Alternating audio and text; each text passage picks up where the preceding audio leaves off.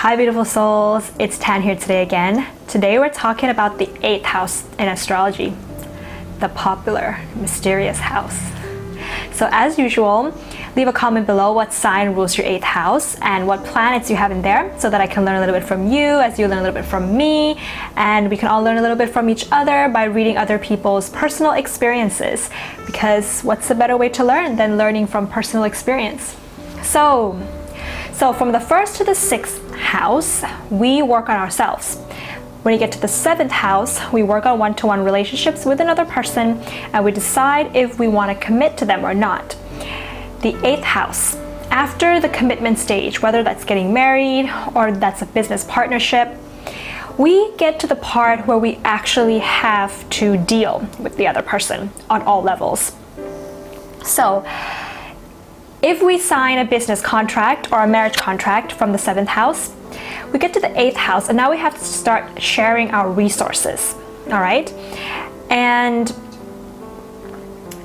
through the sharing of resources and just any kind of sharing, you know, when you are committed to somebody, you have to start sharing many things with them. That's why I think that this is the house of the awareness to bond with another person, which ultimately leads to our transformation, which we're about to talk about right now. So this is the nitty-gritty, okay, of sharing a life with somebody, all right?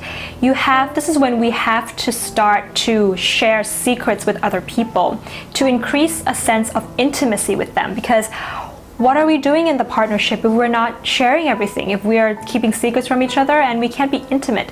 Because it is a biological, like a human's biological need to have intimacy. So this is also the house that rules sexual experiences, but the deep kind of sexuality, because that's how you actually bond with somebody.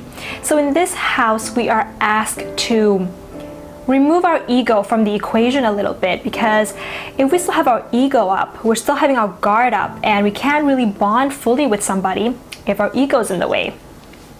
If our ego is still in the way, there is a potential that the bond that we are trying to make with another person is going to kill the commitment that we've had with them from the 7th house. Because if the ego is still in the way, there's a chance that the bond will break. This is an extreme house, all right? There's a chance of things like divorce in the 8th house. And when you really think about it, okay, the reason why we might not be ready to let go or let our ego die a little bit results from the fear that we have if we are to be fully vulnerable to somebody, the fear they could hurt us. And this fear actually stems from childhood situations, childhood traumas, childhood abuse, and all that stuff. So this is also a very psychological house. It's depth psychology associated with this house, because this house really allows us to dig deep, okay, into our subconscious to get to the root of our fear, the fear that blocks us from true intimacy. Okay, let's say that in childhood, okay, we had faced some unpredictable situations which makes us nervous and anxious a lot of the times, okay? So we take on this nervousness into our bodies, and it becomes our biological conditioning that we carry out when we're trying to bond with someone in the future. Because in the past, you know, we had the unpredictability when trying to bond with our parents.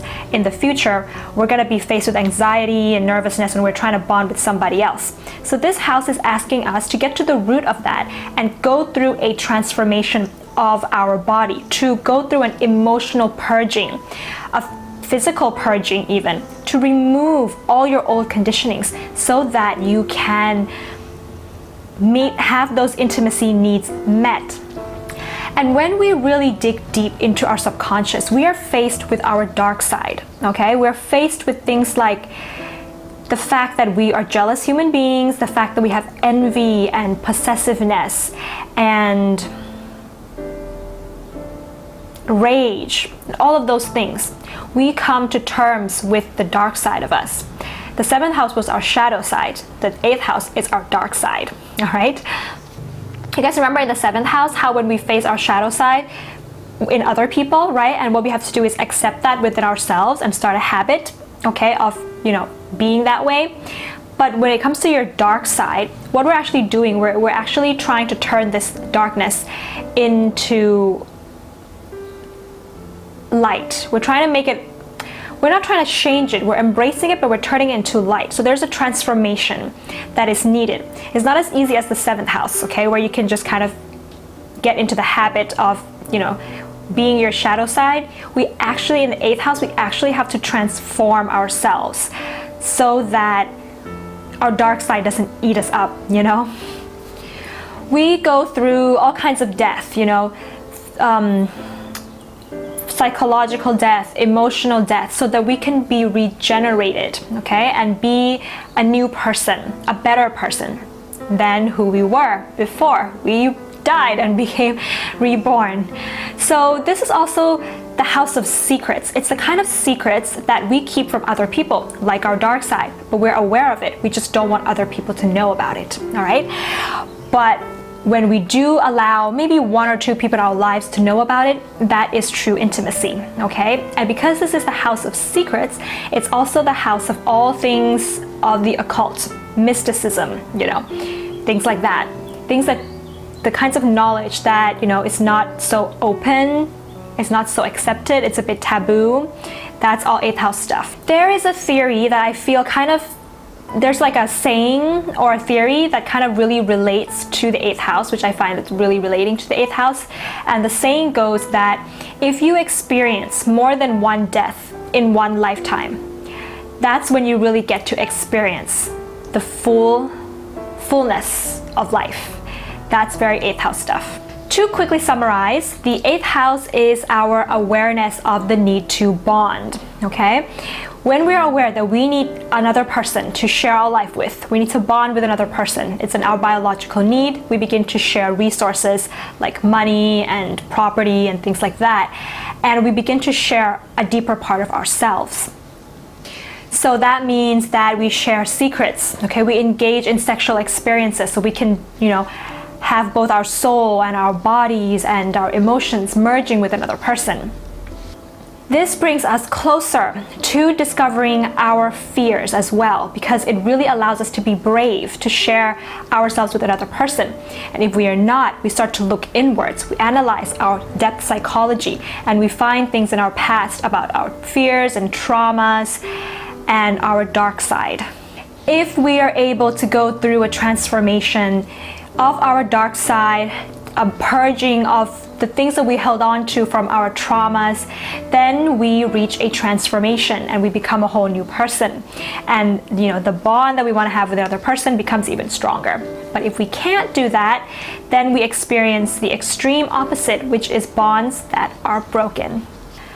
So on to my 8th house experience. I actually have so my 8th house is ruled by Capricorn, and I actually have no planets in my 8th house, but I do have the asteroid Psyche in there, which is an asteroid that I've just recently became really obsessed with because I love this asteroid. I'm going to tell you a story about it, you know, in a couple of minutes. I'll be talking about it.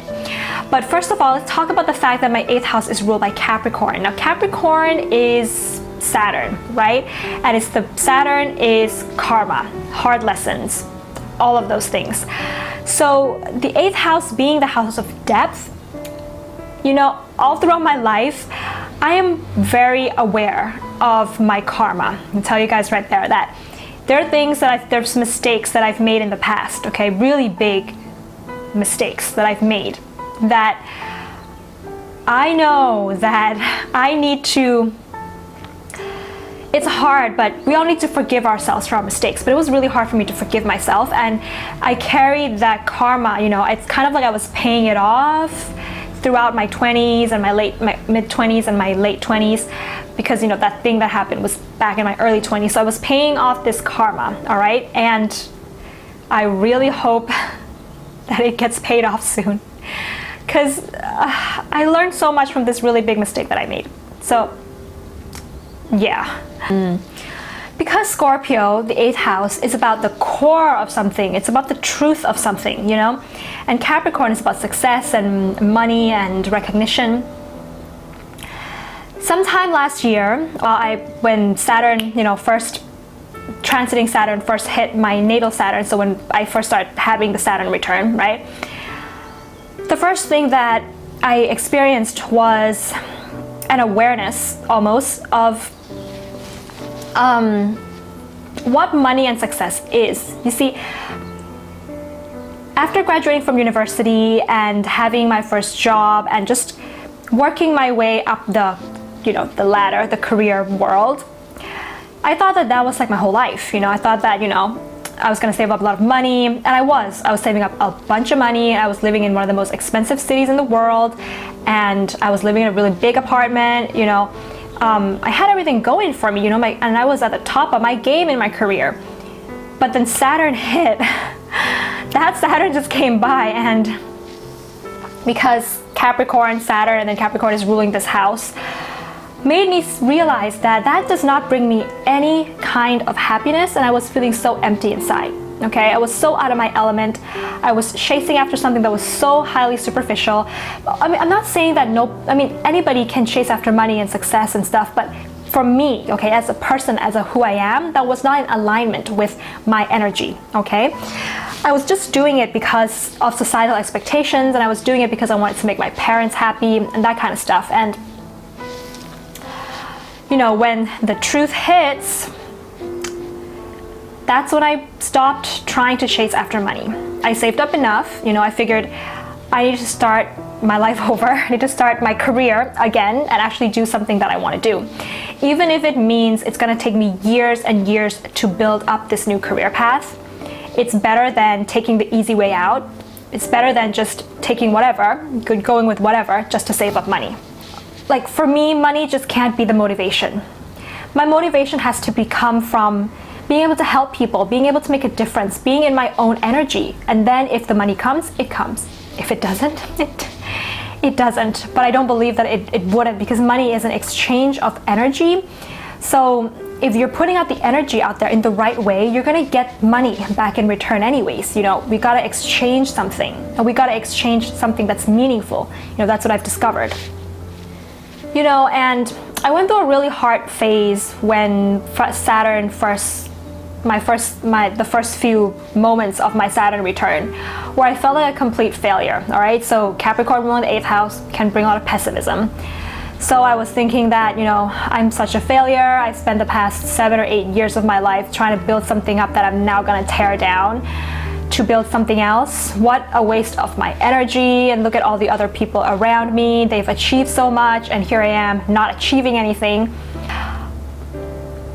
But it's okay. I kind of got through that phase now, and I'm going to find success in my own ways. I realized that I need to find success in my own terms. That the truth of success is not about how much money you make, what positions you have at work, how big your house is, how famous you are. True success is about integrity. Having honor and integrity. Even if your path feels hard and it feels unconventional and it feels like nobody would understand what the hell you're doing, but if that's true, if you're being honest with yourself, then just do that thing. That is success. What do you think? What is success for you? Maybe you can leave in the comments below. Let me know, what you think. Okay, so on to Asteroid Psyche. Now, if you're not sure how to find Psyche, she is asteroid number 16. You can find her on astro.com, and I'll leave a instruction in the description box below on how to find her, this asteroid. I call it a her because she's a female asteroid. Okay. Okay, the story of Psyche. So there's actually 2 asteroids that go together. It's Psyche and Eros.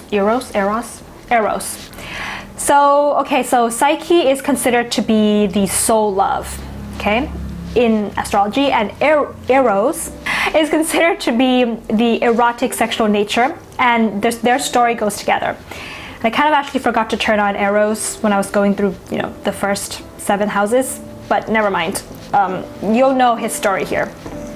So Psyche was this woman. She was a daughter of this man, and She was very beautiful, all right? She was so beautiful that Venus, who is the goddess of love and beauty, became really jealous and envious of Psyche. So what she did, she told her son, who is Eros. She told her son, Eros, she told Eros to go to Psyche. So Eros kind of has this bow and arrow. He's kind of like Cupid a little bit.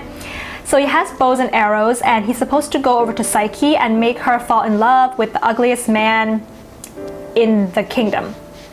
So he goes over to her, and then there are two different sides to the story. The first one is that he falls in love with Psyche immediately, but the second version is that he accidentally shoots himself in the arrow with his own bow and arrow, so he falls in love with the first woman he sees, which is Psyche. So anyways, he falls in love with Psyche, but he doesn't want to reveal himself to her. So he creeps into her bedroom every night, all right, and make love to her in the dark. And so Psyche couldn't really see who this was, but she felt that she really loved this guy, and Eros really loves Psyche, and they keep doing this every night, okay? And yeah, and Eros told Psyche to promise him not to open his face, not to reveal who he is. But I think Psyche was kind of under pressure, a lot of pressure from her sisters or something, so she eventually kind of betrayed, because she betrayed Eros a little bit, and she creeped up to him while he was sleeping one day and opened up his face and saw who he was. Eros got really, really sad and felt so betrayed. He ran away from her, okay, and went back to, you know, his mother, Venus. So Psyche, having lost Eros, felt so heartbroken. She realized what she had done wrong, and then she wanted to get forgiveness. So she talked to the goddess Demeter, but Demeter said that if she wanted forgiveness, she had to go to Venus and ask for forgiveness from her. So she went to Venus, and Venus, instead of just, you know, forgiving Psyche, told Psyche that she had to go through a series of tests and trials and obstacles before she could gain the forgiveness again. So Psyche was put under a lot of tests, and I think one of them even involved going to the underworld, and I don't remember what it was, but doing something with Hades, the god of the underworld. She went through all of that because she wanted forgiveness and she wanted to get back to Eros. But there was one task where it was too difficult and she almost died. But Eros, having seen this, okay, came down to help her. And so she survived, and Venus saw, you know, how in love they were, so they finally got together in a soul love kind of a relationship. So what we can see from this story is that Psyche is willing to do anything for her one true love.